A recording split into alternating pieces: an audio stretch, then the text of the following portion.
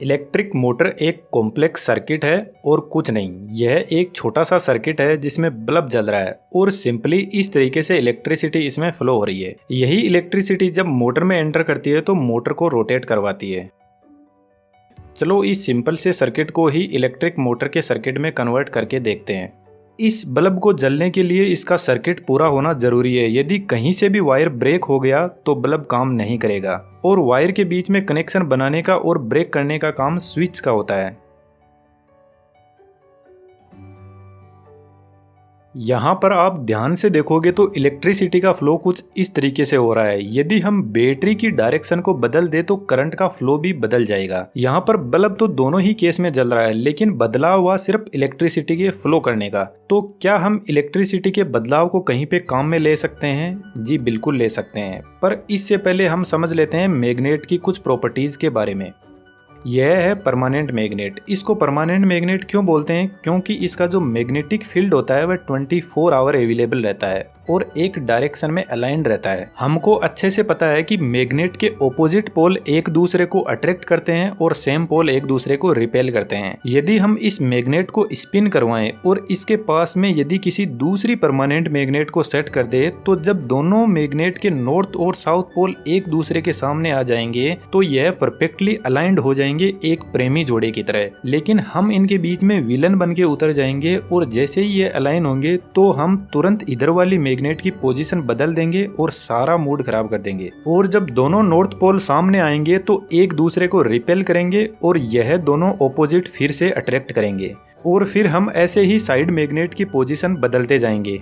पर क्या ऐसा पॉसिबल है? मोटर तो बहुत फास्ट रोटेट करती है तो हम बार बार मैग्नेट नहीं बदल सकते। इसके लिए हम एक बहरूपीय को बिठा देते हैं जो कभी भी अपना जेंडर बदल लेता है और इस बहरूपीय को बोलते हैं टेम्परेरी मैग्नेट। यदि हम किसी आयरन के रोड पर वायर को इस तरीके से लपेट कर उसमें सप्लाई दे तो यह एक मैग्नेट की तरह काम करेगा और इसमें भी नॉर्थ और साउथ पोल जनरेट होंगे। लेकिन इस मैग्नेट की खास बात यह है कि यदि हम इस बैटरी की डायरेक्शन बदलते हैं तो करंट की डायरेक्शन के साथ में इसके पोल की डायरेक्शन भी बदल जाएगी कुछ इस तरीके से। यदि इस रोटेटिंग मैग्नेट की जगह इस टेम्परेरी मैग्नेट को रखकर सप्लाई देंगे तो इसमें पोल क्रिएट होंगे और जैसे ही साइड वाली मैग्नेट के साथ में यह अलाइंड होगी तो हम इसकी सप्लाई बदलकर नॉर्थ को साउथ और साउथ को नॉर्थ बना देंगे। महान साइंटिस्ट निकोला टेस्ला ने ही एसी मोटर की खोज की थी। इन्होंने ही सबसे पहले दुनिया को रोटेटिंग मैग्नेटिक फील्ड के बारे में बताया। यहाँ पर मैं इसके बारे में बहुत ज्यादा कुछ एक्सप्लेन नहीं कर पाऊंगा, इसलिए आप निकोला टेस्ला बुक समरी को कुकू एफएम पर ऑडियो फॉर्म में सुन सकते हो और निकोला टेस्ला के और भी बहुत शानदार इनोवेशंस के बारे में जान सकते हो। कुकू एफएम इंडिया का बहुत ही शानदार लीडिंग ऑडियो शो प्लेटफॉर्म है जिस पर आप और भी बहुत सारे साइंटिस्ट की बुक को ऑडियो फॉर्म में सुन सकते हो, वह भी अपनी रीजनल लैंग्वेज में। यहाँ पर 4000 घंटों से भी ज्यादा की कंटेंट लाइब्रेरी अवेलेबल है। लिंक वीडियो की डिस्क्रिप्शन में दिया हुआ है, वहां से आप कुकू एफएम ऐप को डाउनलोड कर सकते हो। इसके अलावा फेस्ट 250 यूजर्स को मेरा कूपन कोड LDA50 यूज करने पर 50% डिस्काउंट मिल जाएगा और एक साल की कॉस्ट 399 से 199 रुपीज हो जाएगी। जब टेम्परेरी मैग्नेट इस पोजीशन पर होगी तो फिर से वही सिचुएशन क्रिएट हो जाएगी। सेम पोल रिपेल करेंगे और ऑपोजिट अट्रैक्ट करेंगे।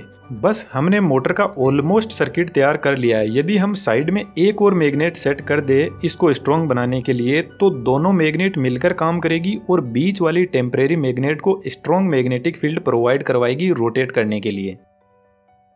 लेकिन मोटर में साइडों में दो स्ट्रॉन्ग परमानेंट मैग्नेट रखी होती है और बीच में इस आयरन रोड की जगह कॉपर वायर के लूप बनाए जाते हैं जिसको आर्मेचर बोलते हैं। यदि हम इस लूप में सप्लाई देंगे तो यह लूप मैग्नेट के पोल क्रिएट करेगा कुछ इस तरीके से। जब मैग्नेट रोटेट करके ऑपोजिट डायरेक्शन के साथ में अलाइन हो जाएगी तो हम मैग्नेट की डायरेक्शन बदल देंगे और इस तरीके से लूप रोटेट करने लग जाएगा। लेकिन लूप की सप्लाई बदलना पॉसिबल नहीं है, इसलिए यहाँ पर एक डिवाइस यूज में ली जाती है जिसको बोलते हैं कम्यूटेटर। कम्यूटेटर कोयल के दोनों साइड से कनेक्टेड रहता है और बीच में से सेपरेट रहता है कुछ इस तरीके से और कम्यूटेटर को सप्लाई करता है ब्रशेस। ब्रशेस कम्यूटेटर की बॉडी पर टच रहते हैं और जब कम्यूटेटर रोटेट करता है तो यह घिस जाते हैं, इसलिए इनके पीछे स्प्रिंग होती है जो कम्यूटेटर के ऊपर प्रॉपर फोर्स लगा के रखती है। जब करंट फ्लो शुरू करता है तो कम्यूटेटर की एक साइड से करंट एंटर होता है और दूसरी साइड से बाहर निकल जाता है। जब आर्मेचर रोटेट होकर ऑपोजिट पोल एक दूसरे के सामने आ जाते हैं तो उस टाइम दोनों तरफ के ब्रश कम्यूटेटर पर अपनी साइड बदल लेते हैं।